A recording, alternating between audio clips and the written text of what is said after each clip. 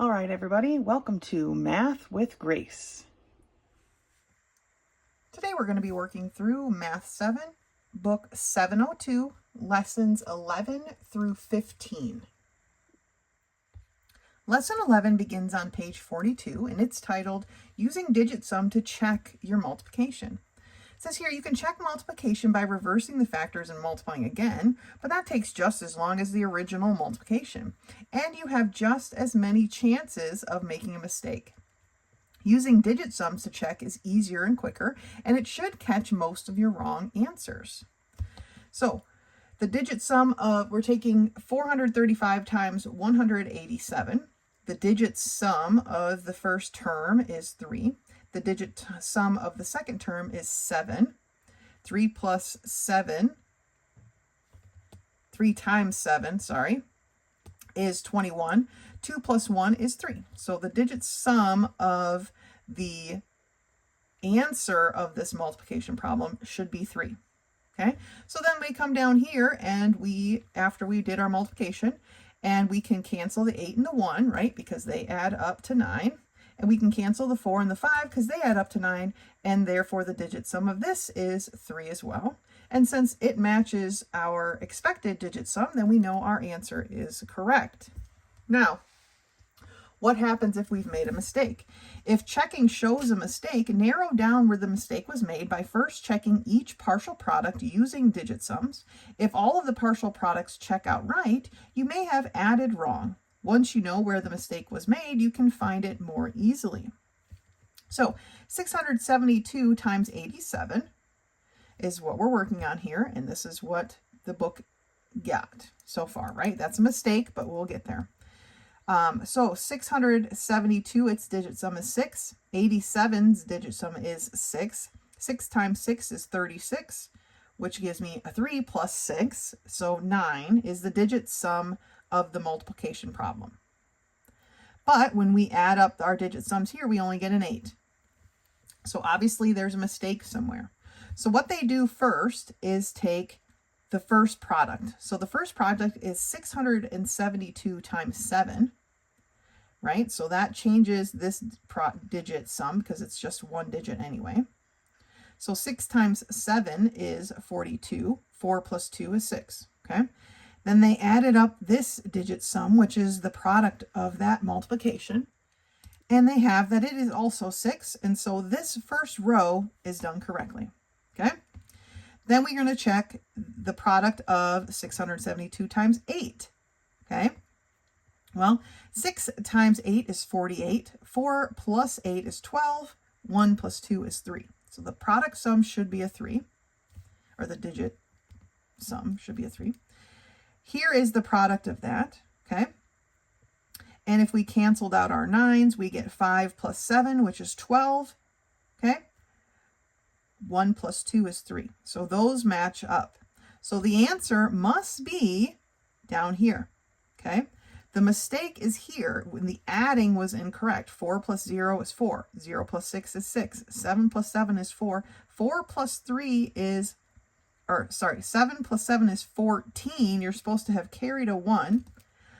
4 plus 3 is 7, plus 1 would be 8. So this should actually be an 8, and then the 5 just falls down. So that's how they were able to check their math with digit sums. Okay, so let's take a look at some of these. Here on page 43. 696 times 428. They want us to check using digit sums and put an X besides the products that do not check out right, okay? So we can cross off this 9, right? So 6 plus 6 is 12, but 1 plus 2 is 3, all right?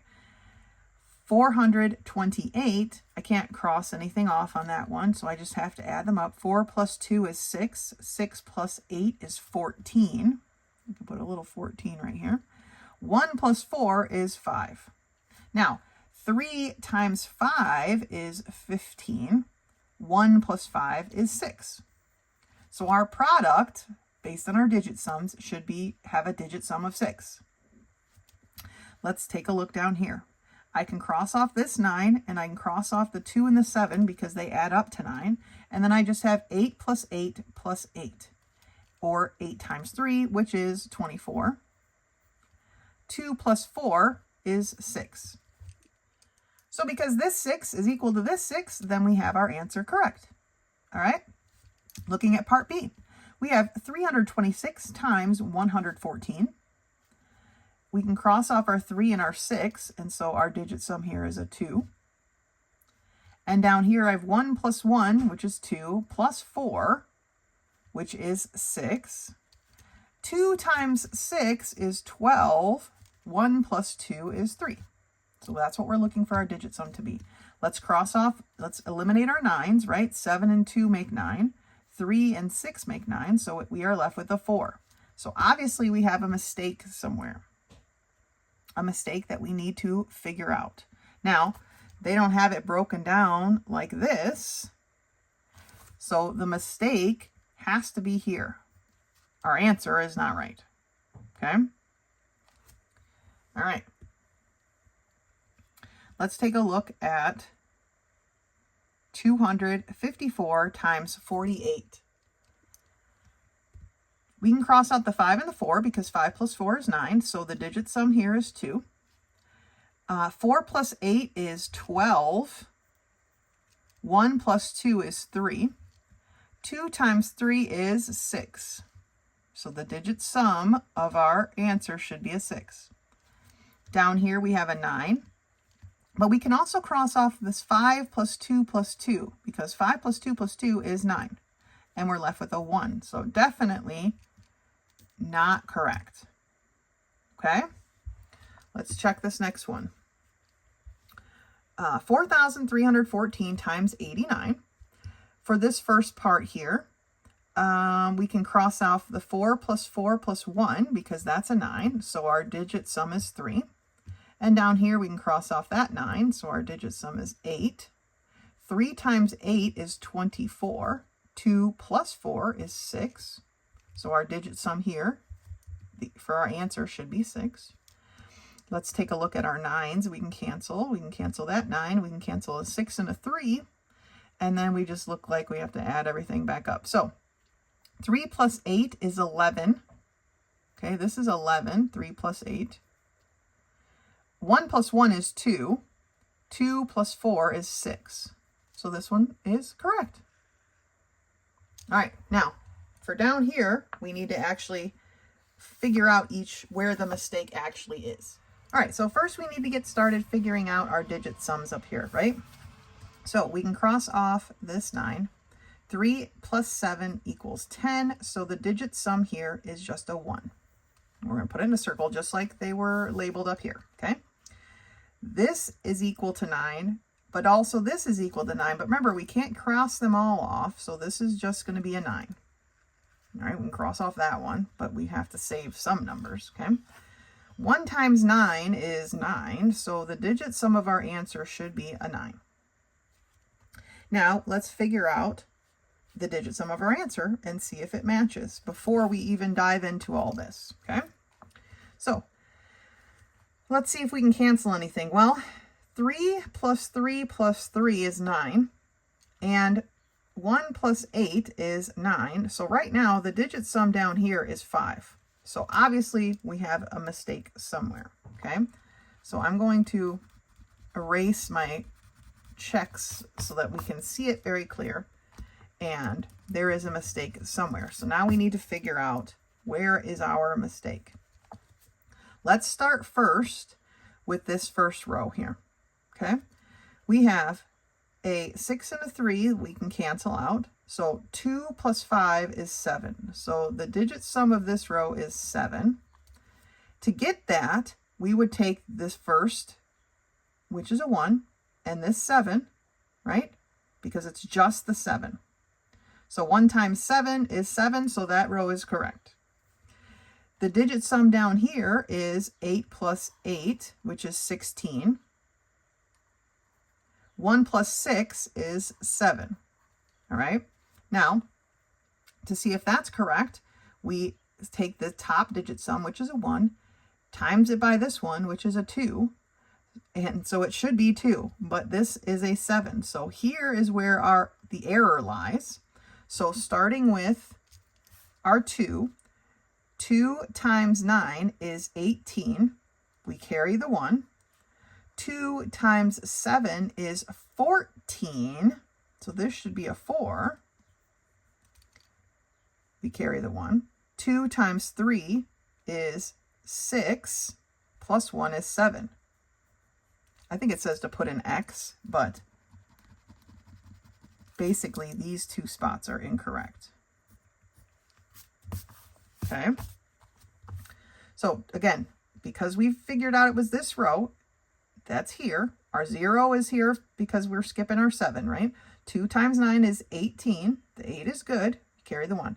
2 times 7 is 14. Plus 1 is 15. So that should have been a 5.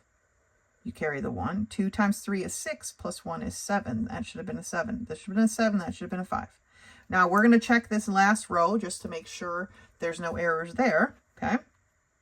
So I have 3 plus 4, which is 7, 8, 9. So this one right now adds up to be 9. Okay. And we know that this digit sum was wrong because that's where our answer was wrong. 1 times 9 is 9, so that row is fine. So here is where the error lies. These two numbers are incorrect. All right, so that's how we can check our work. Let's take a look at part B. For part B, we have 174 times 295, and we get this answer. Let's check it. 1 plus 7 is 8. 8 plus 4 is 12. 1 plus 2 is 3. So our digit sum for this row is 3. We can cancel the 9, so 2 plus 5 is 7. Okay, 3 times 7 is 21. 2 plus 1 is 3. Now let's check down here. 5 and 4 make 9, right? 1 plus 1 is 2. So obviously this answer is not correct, just like this one was not correct, right? But where is it not correct? That's what we need to figure out. So let's first figure out the digit sum here of 850. Well, it's 8 plus 5, right, which is 12. Don't leave myself a lot of room. 1 plus 2 is 3. So the digit sum here is 3. Let's check that. We're going to leave the top the same, so we're going to take this digit sum, which is 3, and times it by this number, which is a 5. 3 times 5 is 15. 1 plus 5 is 6. So this row is incorrect because we had a 3. And now we have to work through it. 5 times 4 is 20. So 0 here, you carry a 2. 5 times 7 is 35. Plus 2 is 37. So this number is wrong. You would have carried a 3. 5 times 1 is 5. Plus 3 is 8. So this number is right. That number there is incorrect. Let's check the rest just to make sure. Down here, we have 1 plus 5 is 6. 6 plus 7 is 13. If we take our 13 and say 1 plus 3 is 4. 4 plus 6 is 10. 1 plus 0 is a 1. Okay. If we look at across here and take this number, our digit sum of 3, and times it by this 9, we get 27. 2 plus 7 is 9. So this row is not correct. All right, we got to check every row. The 0 is here because we're keeping the place of that 5. 9 times 4 is 36. So 6 down here. I'm going to erase my little carries here. The 3 would go up here. 9 times 7 is 63. Plus 3 is 66. So this number is not correct. Okay. You would be carrying a 6. 9 times 1 is 9. Plus 6 is 15. So that number there is incorrect. All right. We have one last row to check. And what is its digit sum? Well, 3 plus 4 is 7. 7 plus 8 is 15. 1 plus 5 is 6. Let's see if 6 is the right number. We have a 3 for the top row times this 2, which is a 6. So that row is correct. Yay! All right. So here are the 2 errors in this problem that make our answer incorrect. Okay. Now I'm going to let you walk through part C on your own because I don't think there's another one to practice this with. Oh, there's a little bit, but not quite as in depth as this problem. So I'm going to leave that one for you to finish on your own. So go ahead and finish lesson 7, and you can meet me back here later for lesson 11. You can meet me back here later for lesson 12. Lesson 12 begins on page 47, and it's titled Finding the Areas of Irregular Shapes. It says, what is the area covered by this irregular figure? For this kind of problem, it's best to divide the irregular area into several regular shapes, and then find each area separately, then add the areas together.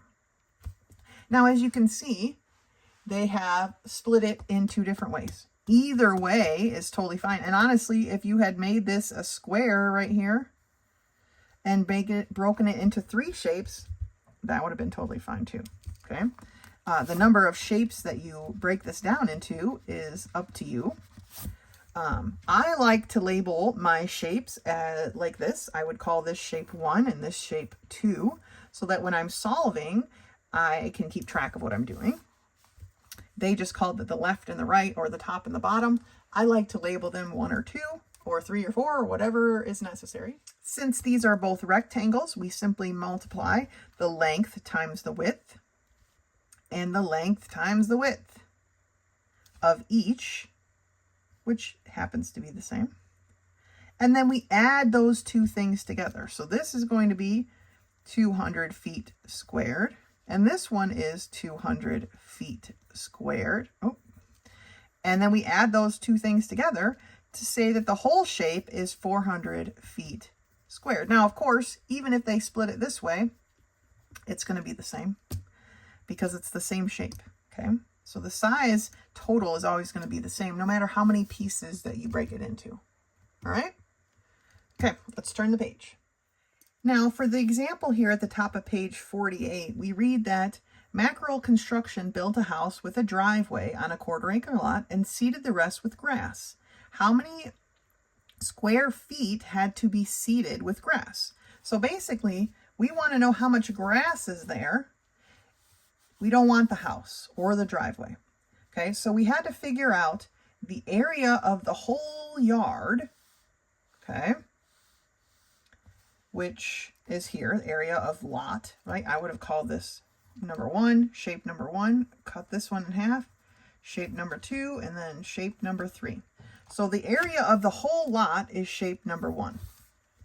From that, we need to subtract the house, which is here, this is number 2, and the driveway. So they figured out the house and the driveway, added those 2 things together to get the house and driveway total, and then subtracted that from the area of the grass. Okay, so basically we want the whole area of the yard minus the house minus the driveway, and that is this much feet squared, 8,154 feet squared. All right, so sometimes we have to think about it like that. Let's take a look at problem number 1. Find the areas, show your work. Okay, I think the easiest way to break this down is to cut it right there. So we have shape number 1, shape number 2. All right, 4. The area, and this is how I like to write it, the area of shape 1, I put a little 1 down here at the bottom, is a rectangle, and we're going to times the length times the width. Now, here's what we have to understand. Since I cut this here, 44 millimeters is the length of this whole side here.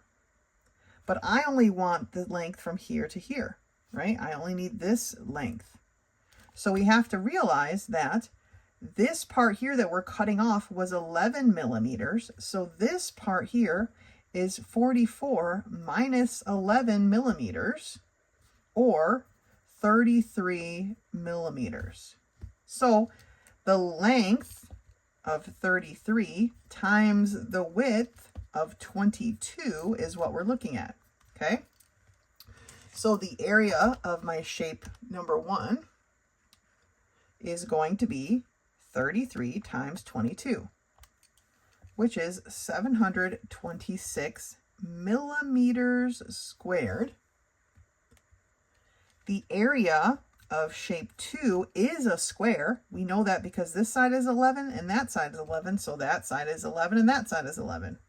It's a square. And remember, the area of a square is the side squared, or 11 squared. Now, you could type that in your calculator as 11 times 11, but most calculators have this little x with the little 2 up there. That's called x squared, okay? And you could push that button too. So if I put it in my calculator, 11, and then I hit that x squared button, you'll see that it puts a little 2 up there. And then you can hit equals, and it gives you the answer of 121. Now, if you just typed 11 times 11 in your calculator, that's fine as well. 121 millimeters squared. Now we're going to add those two things. So 121 plus 726 equals 847. So we have 847 millimeters squared. All right, for part B, they want the area of the shaded part, just the shaded region. But I still have two shapes, right? I have shape number 1 and shape number 2. So the area of shape 1 is going to equal, it's a rectangle, so length times width, or 42 times 21. Okay, so grabbing our calculator back, we have 42 times 21. We get 861 meters this time, meters squared. For the area of shape 2, we take the length times the width, or 14 times 7. 14 times 7 gives me 98 meters squared.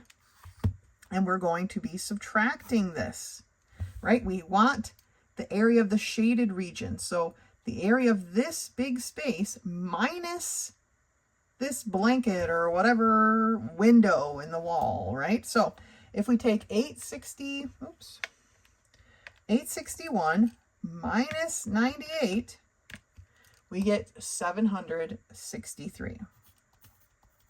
So 763 meters squared is the area of just the shaded part.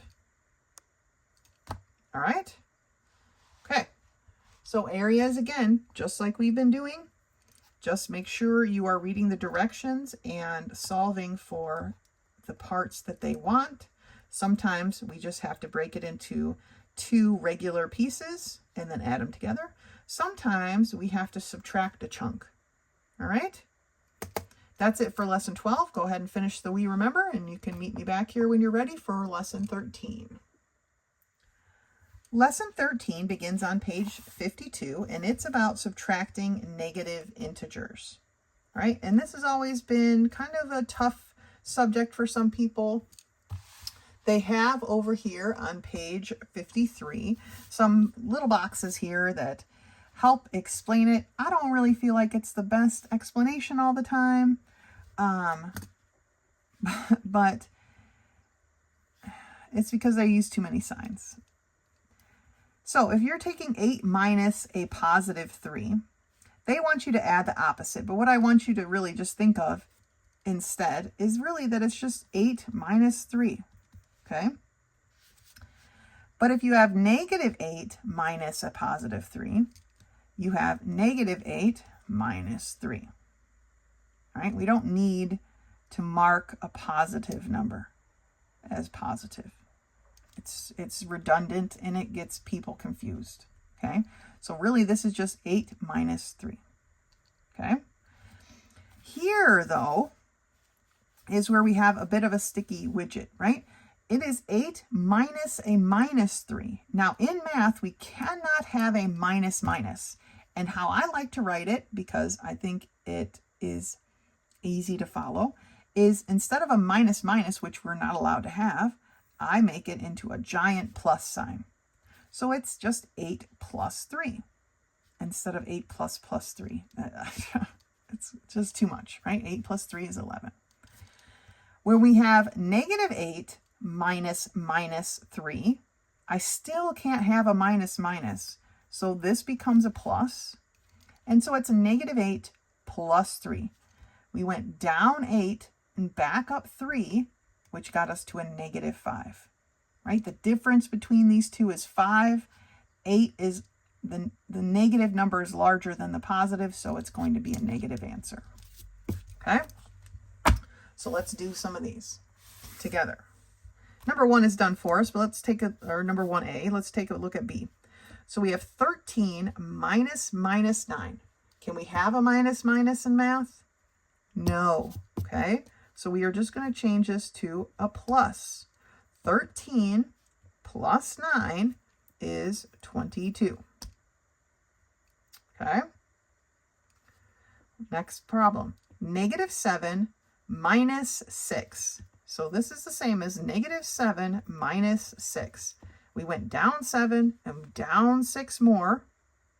So we are at a total of a negative 13.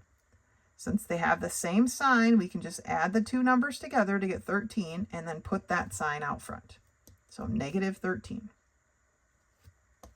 For number 2A, we have negative 2 minus minus 15. Can we have a minus minus in math? No. We're going to change that to a plus. So I have negative 2 plus 15. Since the 15 is positive and larger, it's the same thing as 15 minus 2. You can think of it the other way because remember we talked about the commutative property, right? And it doesn't matter which order we add or subtract in, so we can easily just change the order to make it more understandable. 15 minus 2 is 13. For part B, we have 9 minus a positive 6, which is the same as just 9 minus 6. 9 minus 6 is 3. And for the last one, we have 7 minus minus 11. Can we have a minus minus in math? No, we cannot. So we're going to change that to a plus. 7 plus 11 is 18. All right, so these little boxes are fine and all. The one that we really, really need to remember is the minus minus. We cannot have a minus minus in math. We need to change it to a plus. Okay? Can't have a minus minus. Does not work. If you want to switch the order of the terms, you can do that. Just make sure this negative stays in front of the 2 all the time. Okay? Otherwise, I don't feel like it's necessary for you to rewrite this problem here as a 10 plus a negative 7 and try to move the signs around. It's unnecessary. This is just 10 minus 7, right? Just get rid of this plus. It doesn't need to be there. This plus doesn't need to be here. Same with this one over here, okay? So let's not make it harder than it needs to be. Okay.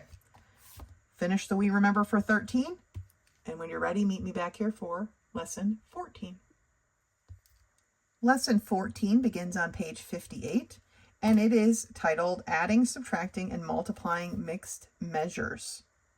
It says you can add, subtract, or multiply a mixed measure. A mixed measure is when we have hours and minutes, or pounds and ounces, or liters and milliliters, right? Always add or subtract like units. It says when multiplying mixed measures, multiply each part of the mixed measure separately. So when we're adding, after adding, you carry the smaller unit to the larger if you can. So when they added here, time, right? They ended up with 9 hours, 60 minutes. Well, 60 minutes is 1 hour. So you need to bump that up. You need to round it up, or carry is what the word they use, okay? Here, when they added up hours and minutes, they ended up with 15 hours, 150 minutes. Well, 150 minutes is more than an hour, and it's actually 2 hours, 30 minutes. So we needed to figure that out, take those 2 hours and add them to our hours, and then the 30 minutes is our remainder. Subtracting mixed measures. When you subtract mixed measures, sometimes you need to borrow before you can subtract. But remember, when you're borrowing 1 foot from here, you're actually borrowing 12 inches. You have to switch it over to the measure in which you're going, all right, to the smaller measure. You don't want to just add 1 to this. That's not how it works. You're borrowing a foot. You're actually borrowing 12 inches, since 1 foot is 12 inches. And so that became a 17 there. When you're multiplying mixed measures, we multiply each unit of the mixed measure separately, and after multiplying, you may need to carry. So we're multiplying 8 pounds, 10 ounces by 4, okay? Say you had 4 8-pound, 10-ounce babies. How much do they weigh all together, right? So 4 times 0 is 0, 4 times 1 is 1. 4 times 8 is 32. So you have 32 pounds, 40 ounces, but there are 16 ounces in a pound, and therefore you need to divide 40 by 16, and you get 2 with a remainder of 8. So the 8 is now your new ounces, and you need to add those 2 pounds to your pounds. So you got 34 pounds, 8 ounces. Okay? All right, let's put some of this into practice here at the top of page 59. We are subtracting, so we have 5 hours, 20 minutes minus 1 hour, 40 minutes. Well, we can't subtract 40 from 20 because it's not enough. So we need to borrow 1 whole hour, and 1 hour is equal to 60 minutes. Okay, so we're actually adding 60 minutes to there, so our new amount of minutes is going to be 80 minutes. Now, 80 minutes minus 40 is 40 minutes. 4 hours minus 1 is 3 hours. So 3 hours, 40 minutes is our answer. For part B, we're multiplying 5 hours, 20 minutes by 4. 4 times 0 is 0. 4 times 2 is 8. So we have 80 minutes. 4 times 5 is 20 hours. But 80 minutes is more than an hour, right? Because remember, 60 minutes in an hour. So 80 divided by 60 is equal to 1. And it's 1 hour, 20 minutes left, right? So we have 20 minutes is our new minute, and we need to add this hour to here. So 21 hours, 20 minutes. And lastly, we're going to be adding. So 8 plus 7 is 15. 15 plus 8 is 23. 9 plus 5 is 14. Okay. 1 pound is equal to 16 ounces. Okay. I'll make the 1 look like a 1. And this is LB. It represents pounds, in case you weren't sure. 1 pound is 16 ounces. So 23 divided by 16 is going to be 1 pound. And what's the difference? How many ounces are going to be left, right? There's going to be 7 ounces left. So my new ounce number is 7, but I have to add this 1 to my 14, so I get 15 pounds, 7 ounces as my total. All right? So sometimes we have to borrow, and when we do, remember, we have to switch it over to the smaller measurement. I'm borrowing 1 hour, but technically I'm borrowing 60 minutes because there's 60 minutes in 1 hour. Okay? When I'm adding and my number is larger than a whole, because there's 16 ounces in 1 pound, 23 is larger than 16, then I need to divide that out and figure out how many pounds I can add to the pound part and how many ounces were left. Same with our minutes and hours, right? Nobody says, oh, I'm going to be gone for 1 hour, 80 minutes. That doesn't make sense because 80 minutes is larger than an hour. Okay, so we need to shrink this down by pulling out 1 hour and adding it to our hours, and then taking the minutes that are left over and listing them. All right? Okay, that's it for the lesson part of 14. Go ahead and finish the We Remember, and when you're ready, you can meet me back here for 15. So the way these books are worked out here, lesson 15, where typically it should be a test or a quiz, right, on the multiple of 5, actually has a lesson.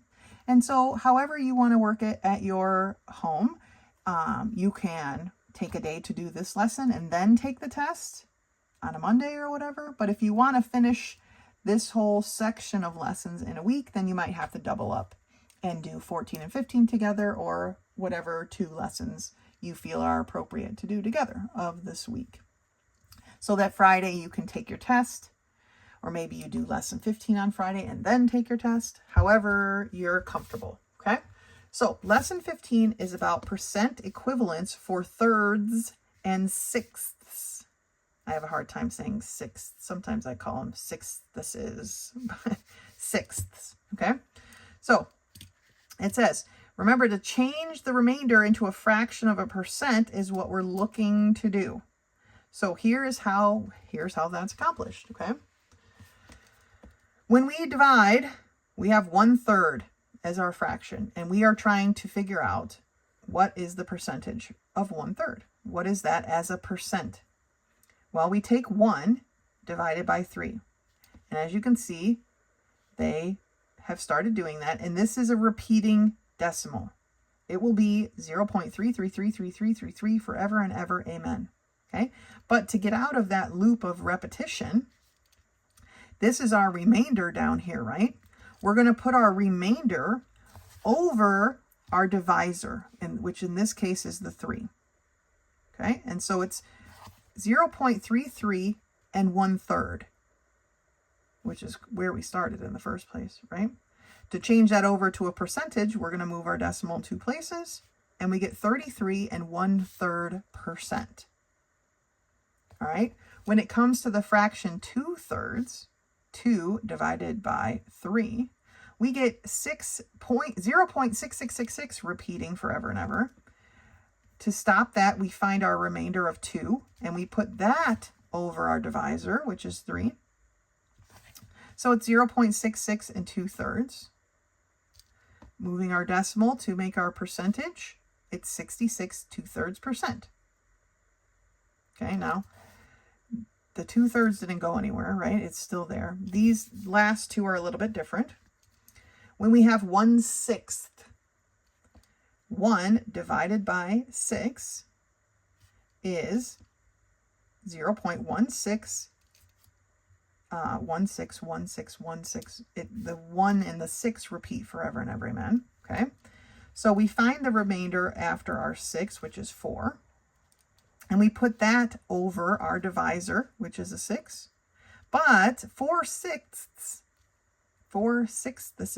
can be reduced because they both have a factor of 2 in common. So the answer is 16 and 2/3%. So we're actually back over here now. Please reduce your fractions, okay? If you were in my physical class, you would get points off for not reducing fractions, okay? It's important to reduce our fractions. For the fraction 5/6, we take 5 divided by 6, and we get 0.83 repeating, okay? And, sorry, it's 0.83, the 3 repeats in this case, just like the 6 repeated over here. So the remainder is 2. We're going to put that over our divisor of 6 to make our fraction 2/6. moving our decimal, we have 83 1/3% because 2/6 can be reduced to 1/3. All right, so they want you to memorize these fractions.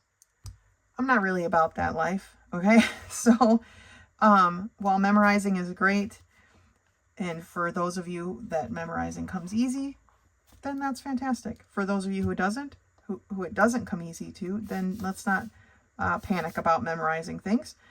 But maybe we fold the corner of this page over so when we need to come back and check it, we know where to look. When we're taking our tests or quizzes, we know where to look, okay, for the help that we need.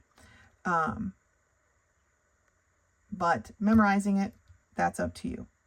You will use this a lot, probably to the point where you will memorize it eventually. But let's not sit down and, I don't feel like it's necessary to sit down and just drill it in, all right? But it is useful information, so maybe we fold the page over so we can reference it at a later time, all right? Let's turn the page. All right, at the top of page 64, they want us to complete the chart, and it says the first one is done for you. So the fraction 1/3 is equal to 0.33 1/3, which is a percentage of, if we move our decimal, 33 1/3%. If you need to reference that green box on the page before this, that's what it's there for, right? 2/3, okay, is 0.6 repeating. I'm just going to use a little bar here, or since the repeating is represented by a 2/3, 0.6 2/3, and so the decimal, or sorry, the percentage, I guess we want 2 spots, is 66 2/3%. All right. 1/6 is, remember, 0.16 repeating, and the 6 repeating is a 2/3. So its percentage is 16 2/3%. And 5/6 is 0.83 repeating. So the repeating of a 3, remember, is a 1/3. Or 83 1/3%. Okay, just reference that green box down there, or maybe you make a little note card, whatever works best for you. Keep it with you, okay, so you can reference it when you need to. All right, that's it for lesson 15, and that's it for the rest of this book. Okay, if you turn here to the end of lesson 15, you have another practice chart. Well, that's good down there. It comes to lesson 16, which says take your test. And remember, your test is in the middle of your book, right here. Unless you've taken it out, I hope you put it somewhere safe. But that is it for this whole book. All right, great job on your first full actual book of lessons. As always, if you have any questions, do not hesitate to contact me. Otherwise, until next time.